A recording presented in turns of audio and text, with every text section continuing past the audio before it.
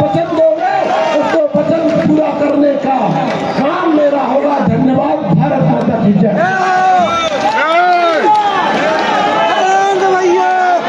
मैं हमारे जिले के सम्मानीय अध्यक्ष ऊर्जा अध्यक्ष राकेश शर्मा जी का निवेदन करूंगा वो आए और अपना भाषण दें। भारत माता की, भारत माता की, भारतीय जनता पार्टी, भारतीय जनता पार्टी। कुछ चलते हैं पद चिन्हों पर, कुछ पद चिन्ह बनाते हैं। ऐसे भारत की राजनीति में पद चिन्ह बनाने वाले माननीय प्रहलाद जी भाई साहब का जोरदार तालियों से अभिवादन कीजिए। और आप अभिवादन कीजिए हमारे लोकप्रिय प्रत्याशी और उनको आशीर्वाद दिए श्री नरेंद्र पटेल जी के लिए जोरदार तालियों के साथ।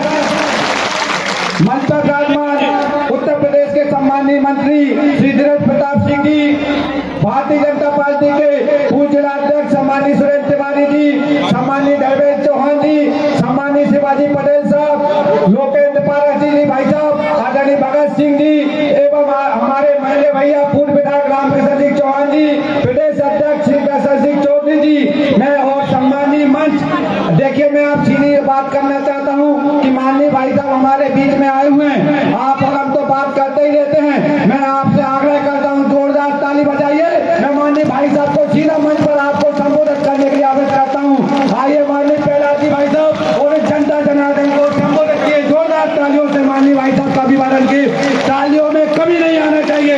बोले भारत माता की, भारत माता की, भारत माता की, भारतीय जनता पार्टी।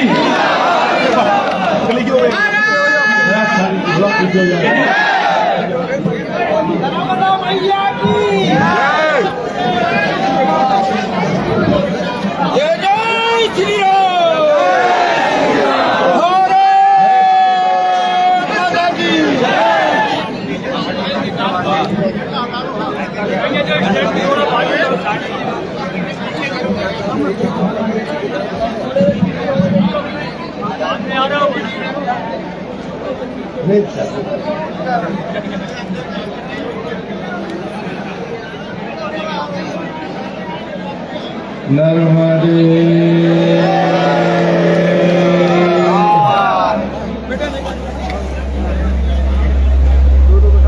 आज मेरे लिए सौभाग्य का विषय है कि हम लोग जब युवा मोर्चे में काम करते थे, ओ भाई क्या हो रहा है, वॉल्यूम कम लगो ना उसको थोड़ा।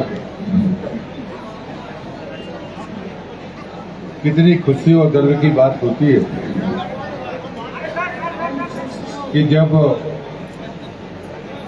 हम लोग युवा मोर्चे में काम करते थे तो कुछ मंच पर भी बैठे हैं, कुछ साथ में भी बैठे हैं। उसमें आदरणीय शिवाजी पटेल जी भी जब हम लोग आते थे तो जो हमें सहयोग और स्नेह मिलता था, आज उनके बेटे नरेंद्र भाजपा के उम्मीदवार हैं और आज मैं उनका समर्थन करने के लिए यहाँ पर आया हूँ। जब मैं फॉर्म जमा कर रहा था तो मेरा अतीत मुझे याद आ रहा था। इस सभा में उपस्थित जिले के अध्यक्ष सम्मानीय राकेश शर्मा जी, पार्टी के वरिष्ठ नेता, और उसी समय कम से कम मैं तो उनका स्नेह पात्र हूं, जिनको मैं हमेशा कभी नाम नहीं लेता, महिले भैया ही बोलता हूं, आदरणीय रामकृष्ण चौहान जी, उत्तर प्रदेश से पधारे उत्तर प्रदेश सरकार के मंत्री सम्मानीय दिनेश प्रताप सिंह जी, मेरे मित्र, वैचारिक रूप से पार्टी का सदैव सहयोग करने वाले सम्मानीय लोकेंद्र पाराशर जी, किसान नेता सम्मानीय दर्शन सिंह जी, मेरे एक और अग्रज सम्मानीय हरनाम सिंह जी, युवा मोर्चे में मेरे सहयोगी पार्टी के वरिष्ठ नेता सम्मानीय सुरेंद्र तिवारी जी,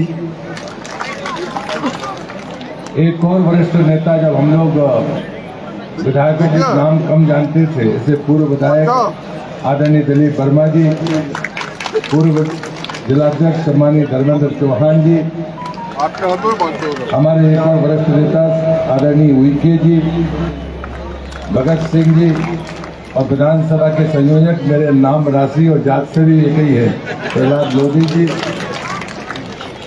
मंच समृद्ध है, सामने भी ऐसे लोग बैठे हैं जिनने मेरे साथ काम किया है, जो मेरे से उम्र में बड़े हैं, और मातृशक्ति को दोनों हाथ जोड़कर मैं प्रणाम करता हूँ। नौजवानों को नमस्कार और प्रकाश पाटिल।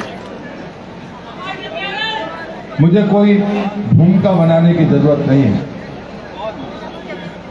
यहां पर खड़ा हुआ हर व्यक्ति नर्मदा की गोद में पला और बढ़ा है, तो उसे इस बात का भी अंदाजा होगा कि नर्मदा ढाल की धरती के ढाल के विपरीत बहने वाली नदी है। दुनिया में अगर कोई परिक्रमा किसी नदी की होती है तो वो नर्मदा की होती है। उस नर्मदा के प्रभाव के कारण हम आज फल फूल रहे, ऐश्वर्यवान है। दरवाजे पर आता है कोई नर्मदा कहता है तो हम उसकी जात नहीं पूछते, उसका धर्म नहीं पूछते, पार्टी तो पूछने का सवाल ही नहीं। लेकिन आपने बयान सुना होगा दिग्विजय सिंह का, उन्होंने हमारे मुख्यमंत्री के कन्या पूजन पर सवाल उठाया है। मेरे पास निंदा के लिए शब्द नहीं है, लेकिन मैं इतने दिग्विजय सिंह जी के लिए कह सकता हूं, तुष्टीकरण ने तुमको और तुम्हारी पार्टी को अंधा बना दिया है, इसलिए तुम हमारी विरासत और परंपराओं का मजाक उड़ाने का दुस्साहस कर पाते हो। मुझे लगता है कि ये सारी चीजें आज हम यदि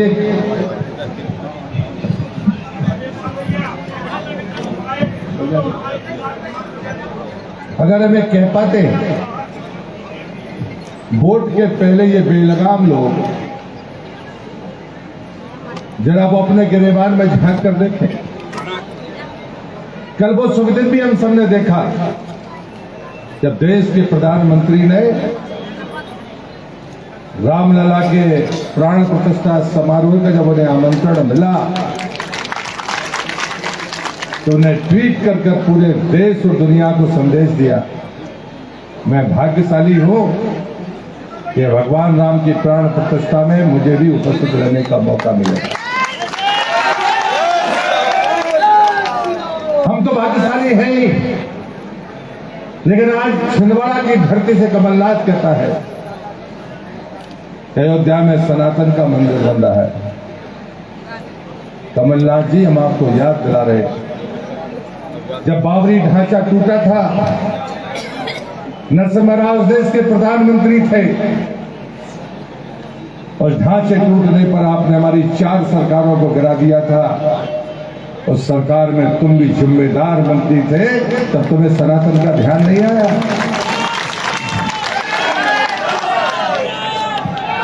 इनकी बातों को समझना पड़ेगा। ये चुनावी हिंदू जो पैदा होते हैं, मैं कांग्रेस के लोगों को चुनौती देता हूं, मैं चुनौती राजनीति में किसी को देता नहीं, लेकिन जब आपका संस्कार इतना बिगड़ जाए, जब आपके सोचने का तरीका इतना नीचे चला जाए, तो मुझे लगता है कि बहस होनी चाहिए, चिंतन भी होना चाहिए, मनन भी होना चाहिए, और हमें संकल्प भी लेना चाहिए। मित्रों, हम कहां खड़े हैं? इस देश के 450 साल की वो गुलामी, जिनमें 4 लाख से ज्यादा बलिदान हुए हों, देश की आजादी के 75 साल निकल गए। कांग्रेस और कमलनाथ से मैं प्रश्न पूछता हूं दूसरा, 75 साल में तुमने राम को क्या माना? भगवान माना, महापुरुष माना, या उसके अस्तित्व को भी अस्वीकार कर दिया? कांग्रेस के लोग जवाब नहीं दे पाएंगे। मैं देश का संस्कृति मंत्री रहा हूं। राम जन्मभूमि के मुकदमे के समय,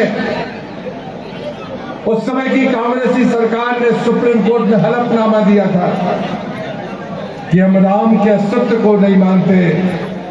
कमलनाथ आज तुम कब सनातनी हो गए, जरा दूसरा जवाब इस बात का दीजिए।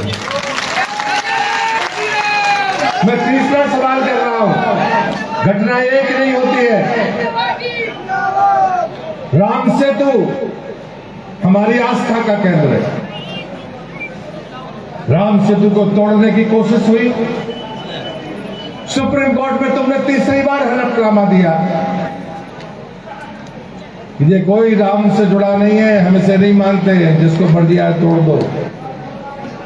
ये तो देश का भाग्य था कि 14 में मोदी जी प्रधानमंत्री बन गए और हमने हलफनामा बदला।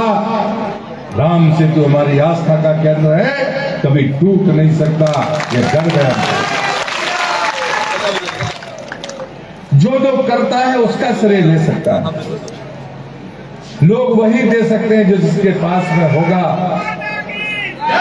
हमारे पास में राम था, हमारे पास में राम है और हमारी आने वाली पीढ़ी के पास राम रहेंगे, और इसलिए हम बांटेंगे तो राम राम ही बांटेंगे। दशहरा की राम राम कहने का अधिकार हमारे पास है। दीपावली आने वाली है, हम उस राम की अखंड विजय का दीपावली पर्व मनाते हैं।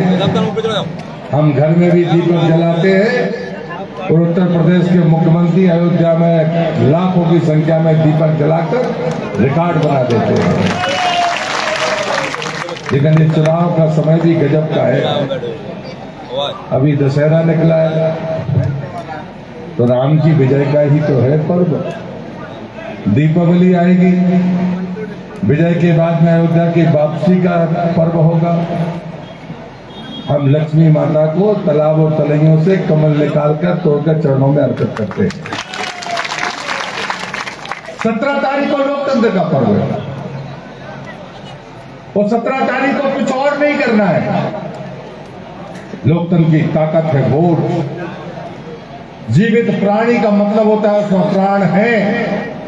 लोकतंत्र का प्राण होता है वोट। वोट डालने चाहिए।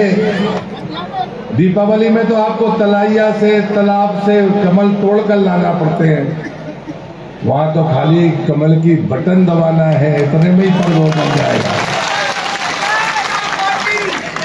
मूल्यांकन करने के 3 ही तरीके, हमारा विचार, हमारा विकास और व्यक्ति।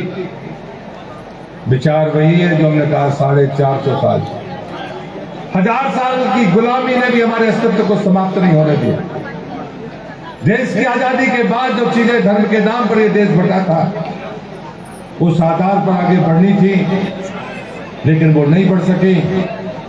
लेकिन आप भाग्यशाली हैं, मंच पर बैठे हो चाहे सामने बैठे हो, हम उस विचार के लिए काम करने वाले लोग हैं कि देश की आजादी के 75 साल में हमने और हमारे बेटों ने भी मंदिर टूटने का इतिहास पढ़ा है, लेकिन हमारे जो नाती आएंगे वो मंदिर बनने का इतिहास पढ़ेंगे। ये है इस वोट की ताकत, ये है आपकी साधना का परिणाम। हमारी 2 पीढ़ियां इसमें खप गई। तीसरी पीढ़ी के लोग हम हैं, चौथी पीढ़ी के लोग नरेंद्र जैसे लोग हैं, 5वीं पीढ़ी भी तैयार है और हम चाहते हैं कि सरकारें आए जाएं, लेकिन समाज बनाने का काम जारी रहे। ये हमारा संकल्प है। और इसलिए मैं कहता हूं कि माताएं बहनें बैठी हैं, हमारे विकास की योजनाएं, हमारे विचार की ताकत। मैं तो कहता हूं 2000 साल पहले आदिगुरु शंकराचार्य ने कहा था कि मातृसत्ता सर्वोच्च सत्ता है, जो उनको जन्म देती है, पालती है, परिवार चलाती है, समाज के साथ पूरी गरिमा और मर्यादा के साथ अपनी जिंदगी को खत्म कर देती है, लेकिन कुछ मांगती नहीं है। ये घूंघट के पीछे कैसे चली गई, ये चहरदमारी के पीछे कैसे चली गई। हमने महिला सशक्तिकरण को नारा नहीं बनाया। ये आइटम कहने वाले लोग सजा के हकदार हैं कांग्रेस के लोग। हम तो मां मानते हैं, हमारी बेटी हो, हमारी पत्नी हो, हमारी मां हो, हमारी बहन हो, वो जन्म देने वाली माता बनती है। और इसलिए हमारी नीतियों में हमेशा महिला सशक्तिकरण और स्वाभिमान और सम्मान की बातें। मैं विस्तार में ना भी जाऊं और आपसे पूछूं कि जरा चश्मे को देखिए मोदी सरकार के कार्य योजना को। अगर प्रधानमंत्री आवास बने 3.5 करोड़, तो 2.25 करोड़ महिलाओं के नाम पर है। अगर 11.5 करोड़ शौचालय बने, तो गांव के बाहर आज मोदी सरकार के पहले जो हम चित्र देखते थे, क्या वो शर्मनाक नहीं था? क्या वो महिला सम्मान के लिए था?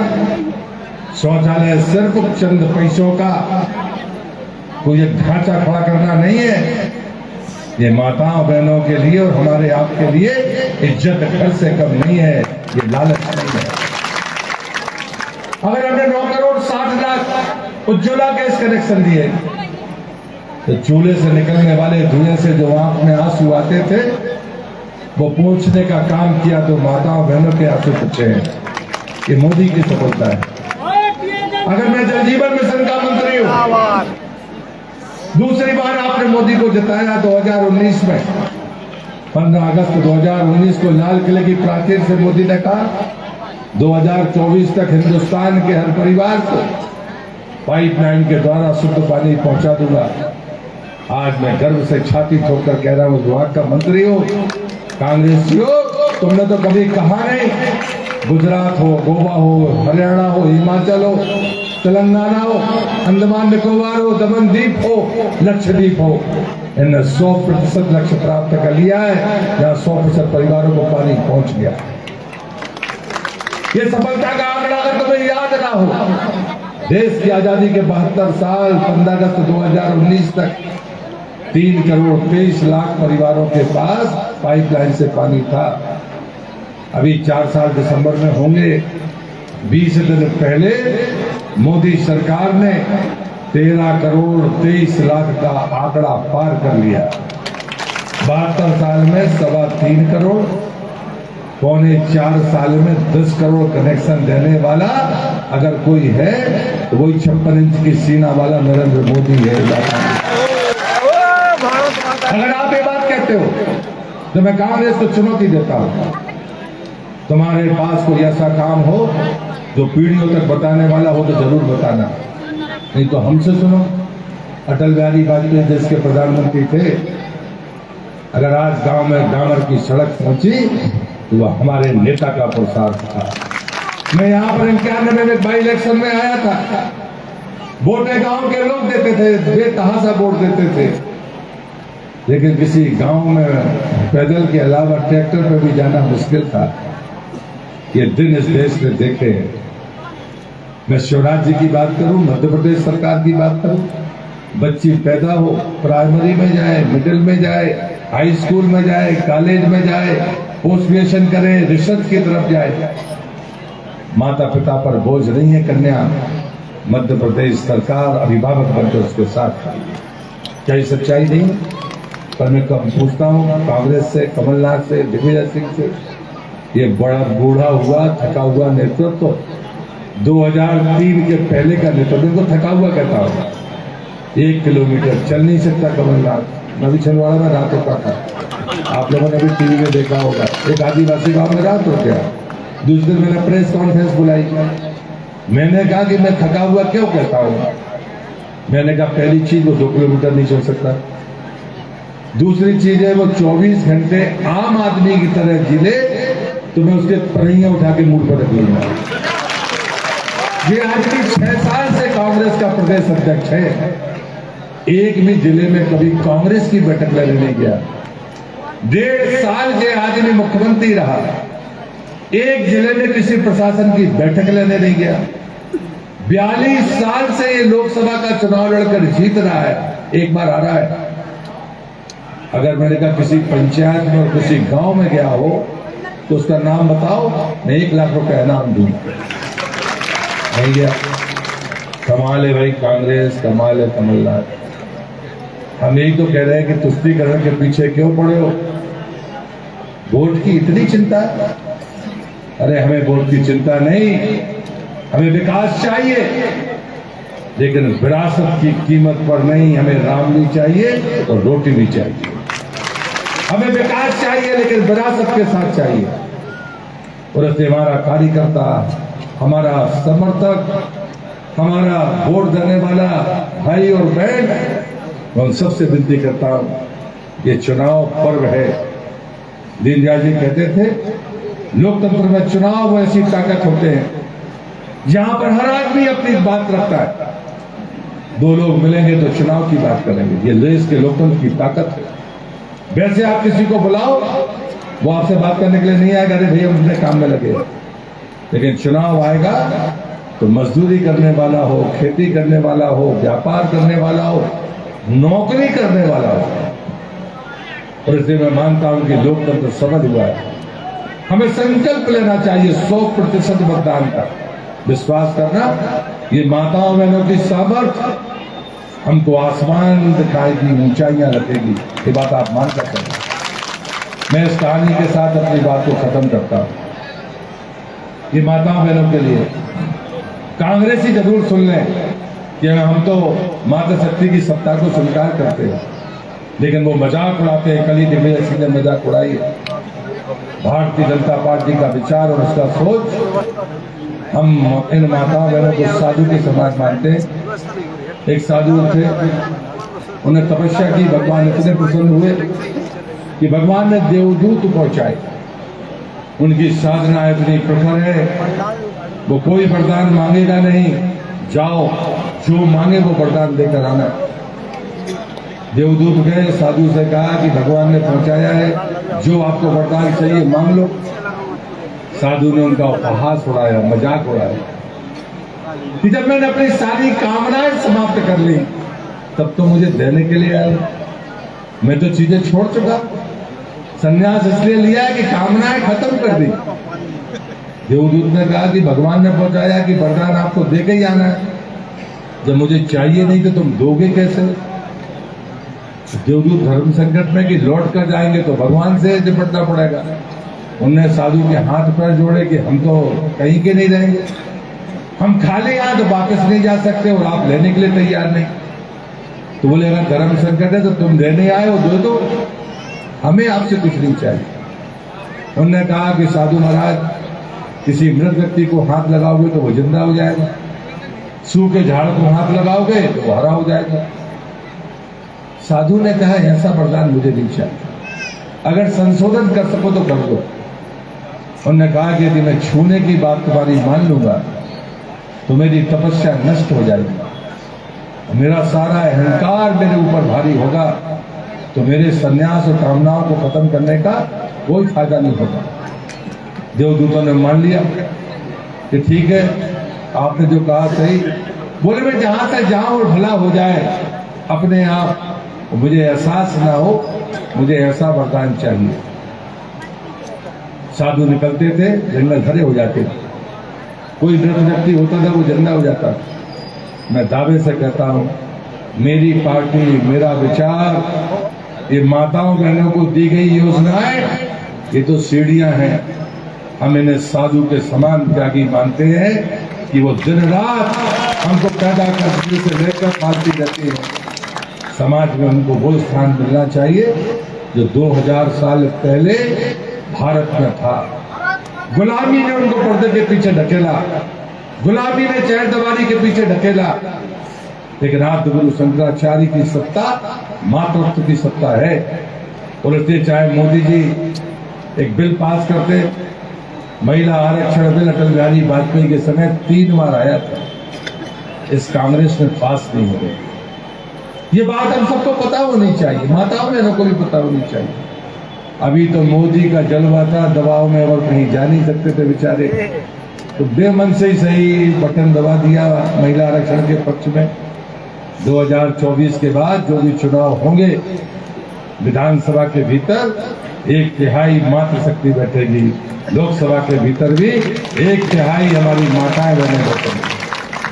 शिवराज जी हो, मोदी जी हो, भारतीय जनता पार्टी हो, मातृशक्ति का सम्मान और स्वाभिमान की रक्षा करना हमारा संकल्प है, विकास करना हमारा संकल्प है। लेकिन विकास को हम अंधा विकास नहीं चाहते, हम चाहते हैं कि विरासत के साथ में वो चीजें आगे बढ़े।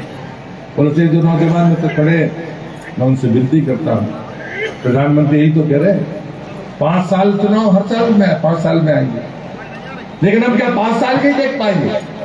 अरे आंखों से दिखने वाला तो गरीब आदमी को भी जितना दिखता है वो आपको भी दिखता है, और जितना आपको दिखता है वो उसको भी दिखता है। जो हर दिन अपनी मेहनत मजदूरी में लगकर अपने जीवन का यापन करता है उसको भी उतना ही दिखता है जितना हमारी आंखों से दिखता है।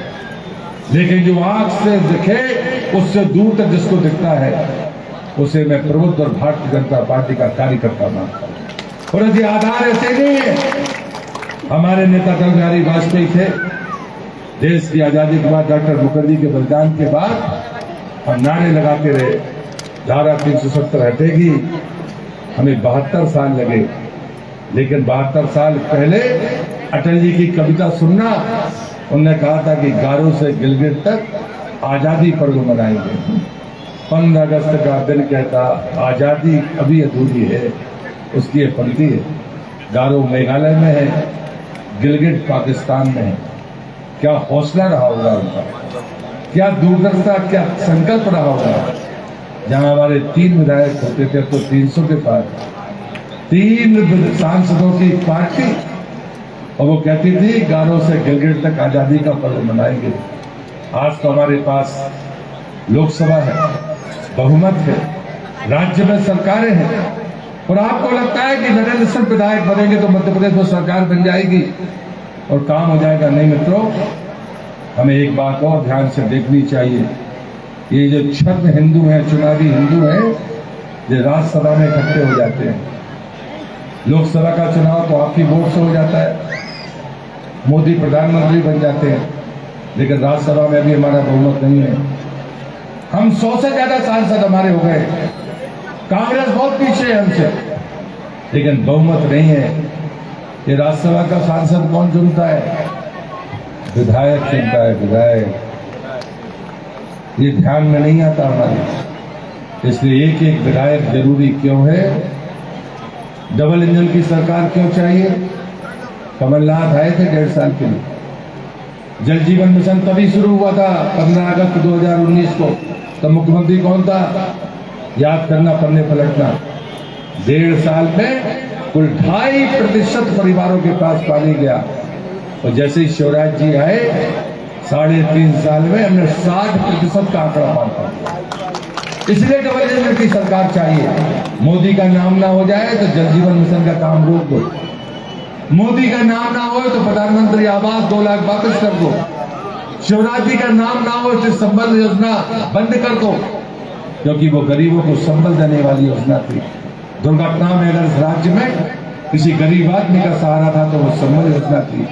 2 लाख रुपए का कार्ड उसके पास होता था।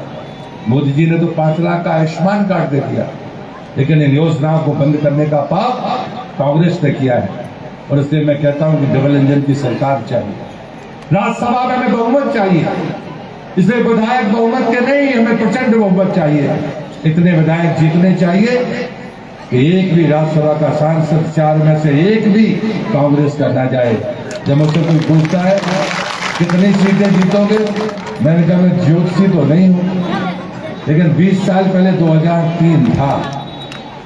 2003 में भाजपा की जितनी सीटें थी 2023 में उतनी ही होनी चाहिए। ये संकल्प लेकर जाइए, जीतते हैं, मां नर्मदा की कृपा होगी।